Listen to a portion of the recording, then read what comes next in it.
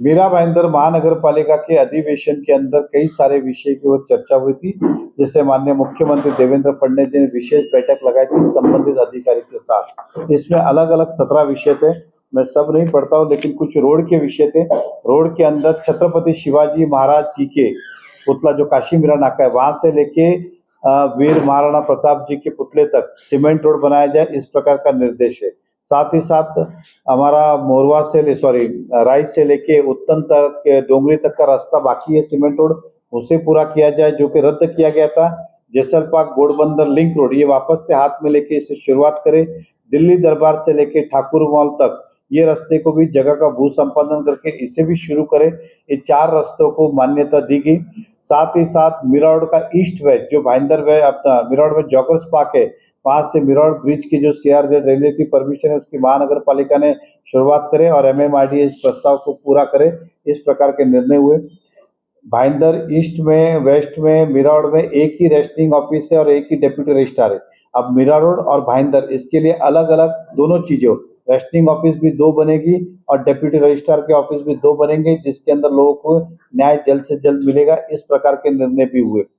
इस शहर के अंदर अलग अलग 17 प्रकार के निर्णय हैं। छोटे रोड के ऊपर बिल्डिंग को हाइट परमिशन नहीं मिली थी, उसमें कमिश्नर को कहा गया कि जो बिल्डिंग और रोड के बीच में जो 4.5 मीटर का अंतर रहता है उसको आप रोड के अंदर दिखा के 12 मीटर करके उसकी प्रक्रिया करके लोगों को ज्यादा का एफएसआई दे सकते हैं, इस प्रकार का निर्णय हुआ है।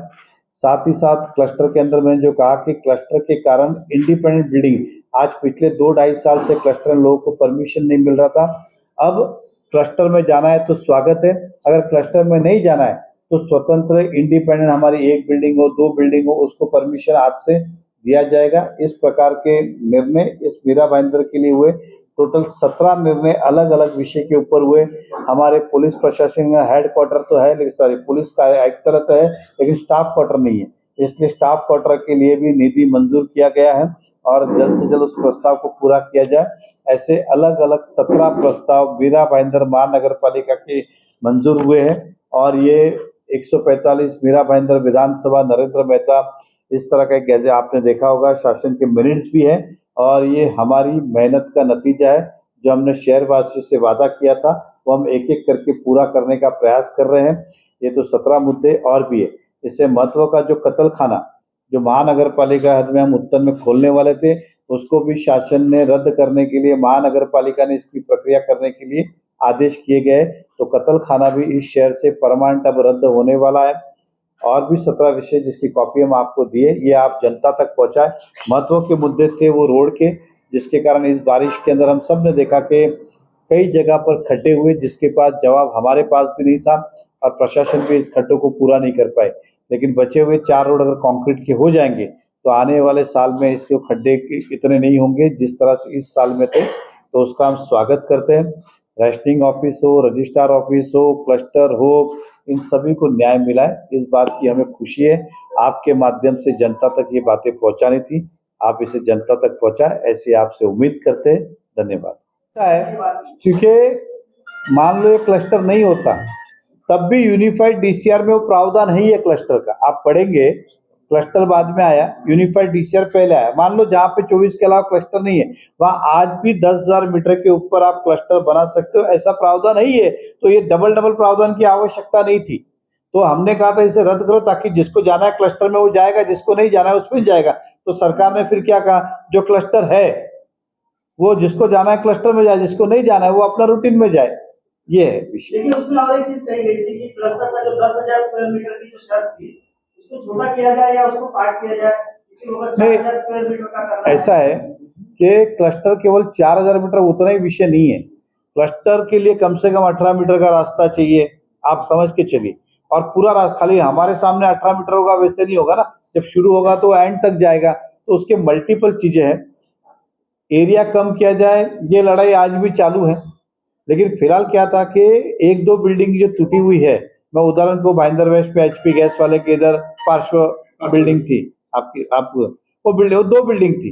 अब उस तरफ नया खाली प्लॉट है, इस तरफ वाले का भरोसा नहीं, और सामने रोड है और उस तरफ बिना होटल है, मतलब 3 साइड तो वैसे ही नहीं होने वाला है। अब एक साइड कैसे होगा, तो वो बिल्डिंग को आज छुटकारा मिल गया, कि अब वो अपना डेवलपमेंट कर सकते हैं। ये एक उदाहरण का, ऐसी मीरा भाईंदर में बहुत सारी बिल्डिंगें थी जिसको क्लस्टर के कारण परमिशन ही नहीं मिलता था।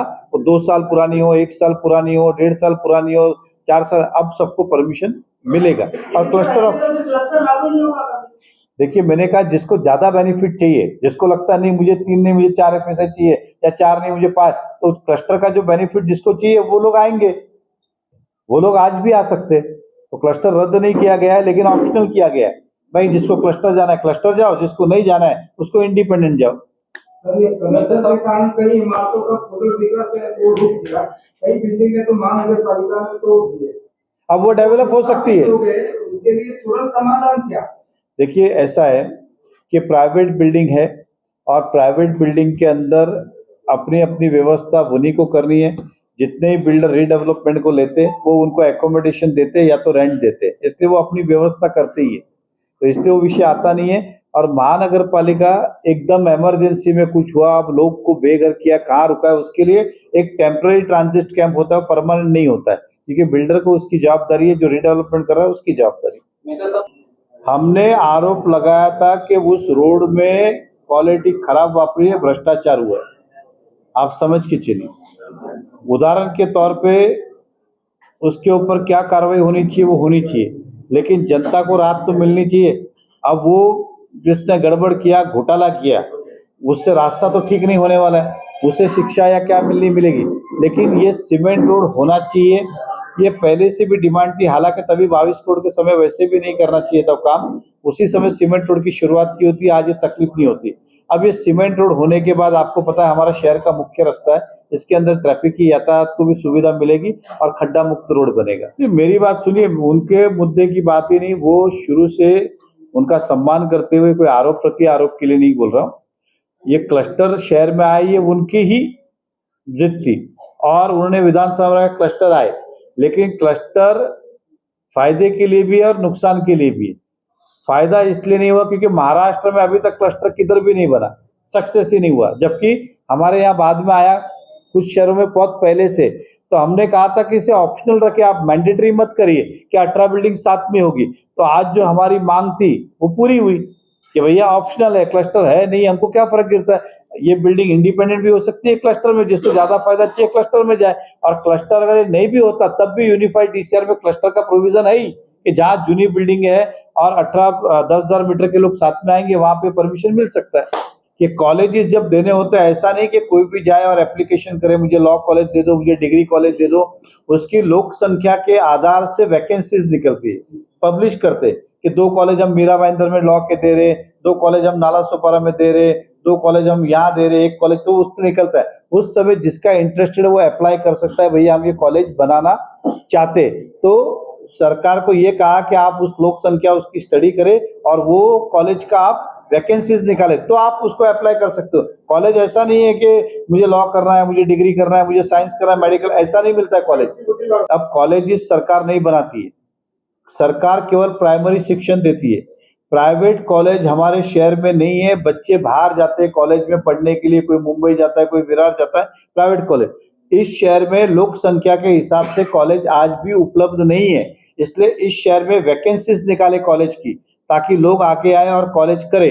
कॉलेज के एडमिशन के लिए सरकार ने 85% तो मेरिट ही रखा है, 15% ही मैनेजमेंट कोटा है। तो कॉलेजेस बनेंगे तो 85% बच्चे जो हमारे होंगे फिर वो भाईंदर ही चूज करेंगे, बिरौड़ी चूज करेंगे, मुंबई चूज नहीं करेंगे। आज अवेलेबल नहीं है, इसलिए उन्हें बाहर जाना पड़ता है। इस महापालिका में कितने महापालिका में कत्ल खाने बताओ, गिन के मुश्किल से 2-3 में होंगे, आप समझ के तो चलिए। फिर आप ये मानेंगे कि पूरे मेरा जहां भी है उसको रद्द कर दिया जाए? आप ऐसा नहीं, आप सुनिए, पहली बात, इस शहर के अंदर खाने नहीं खाने इसका विषय नहीं है।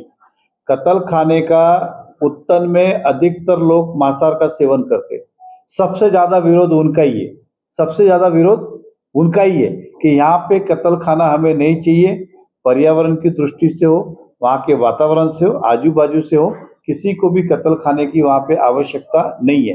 दूसरी बात, मैंने कहा कि हमसे बड़े बड़े शहर है, उनके पास कहाँ कत्ल खाने, उदाहरण दे रहा हूँ, जो चल रहा है वो चल रहा है, लेकिन एक विशेष रूप का कत्ल खाना बढ़ाना वो हमारे लिए नुकसानदायक होगा शहर के लिए और शहर के भविष्य के लिए। उसके अंदर खाने वाले हो ना खाने वाले हो ये विषय ही नहीं है। हमें कत्ल खाने की शहर में आवश्यकता नहीं है। भेजिए, मैं अभी कमिश्नर से बात करूंगा। देखिए, एक चीज सिंपली सी बात है कि मीरा भाईंदर महानगर पालिका में बॉडी नहीं होने के कारण लोक प्रतिनिधि के प्रशासन का मनमानी कारोबार चल रहा है। ये मैंने खुल के एक बार नहीं 10 बार कहा है। मैंने माननीय मुख्यमंत्री जी भी इसकी शिकायत की है। अब आप कहेंगे सरकार आपके, देखिए क्या होता है, कोई भी हो, कमिश्नर को ऐसा पोस्ट नहीं है कि सुबह बोला एक काम करो कल बदली कर दो, ऐसा नहीं होता है। एक दिन सबका घड़ा भरता है। इस प्रशासन का भी एक दिन घड़ा भरेगा और सरकार कोई ना कोई निर्णय लेगी। रास्ते के खड्डे से भी लोग परेशान रहे और मैंने जाहिर रूप से दिलगिरी व्यक्त की थी कि जिस तरह से काम होना चाहिए था नहीं हुआ था, आज भी करता हूँ। और ये इसलिए कि अंकुश करने वाला कोई नहीं। ये जो इलीगल कामों की बात बताई आपने, वो झोपड़े हो कि ये हो, मैं किसी इलीगल को बाइफरकेट नहीं करता हूँ, लेकिन इलीगल काम शहर में नहीं होने चाहिए, इसमें कोई दो राय नहीं। और जो आप मुझे बता रहे, मैं खुद इनसे बात करके उसको कार्रवाई करने के लिए कहूंगा। सर, इसमें बाकायदा नोटिस दिया गया है 3 महीना पहले, फिर भी कार्रवाई नहीं होती। मनपा आयुक्त उस पर कार्रवाई नहीं करते हैं। नोटेड मेरे बड़े नेता का इसको संरक्षण मिल रहा है। देखिए, कस्बा ज्वेलर्स और नरेंद्र पार्क जब से बढ़ रहा है तब से बहुत सारे लोगों ने नोटेड क्या बोला आपने? नोटेड क्या? नोटेड यानी आप अधिकारी को भेजिए। नोटेड कौन बोलता है? स्वप्निल सावंत सावंत सरकार अधिकारी जो ऑलरेडी घंटी में पकड़ा गया, वैसे अधिकारी को जिम्मेदारी नहीं, तो यही होगा। ये कस्बा ज्वेलर्स इतना बड़ा ज्वेलर्स बन जाता है, वही ये कहाँ पे बना है? कौन है वार्ड ऑफिसर? इसका वार्ड ऑफिसर कौन है? इसका वार्ड ऑफिसर सबसे बड़ी बात क्या है, जो लीगल कंस्ट्रक्शन करता है वो ठोक के बोलता है। आपने जो बनाया था उसका वार्ड ऑफिसर कौन है? तो उन्होंने मुझे भी लिख के खुला चैलेंज देता है। मेरा योगेश सुनील नहीं, योगेश भी है। वो कहाँ का था? आप वहाँ पे कहाँ पर है? कौन सी बिल्डिंग? सॉलिटर हाइट्स 1 नंबर बॉडी। ओके। सर, वार्ड अधिकारी ठोक के चैलेंज करते हैं। अरे आप लोग पत्रकार को भेजते ना, एक कॉपी हमको ही भेज दो, हम भी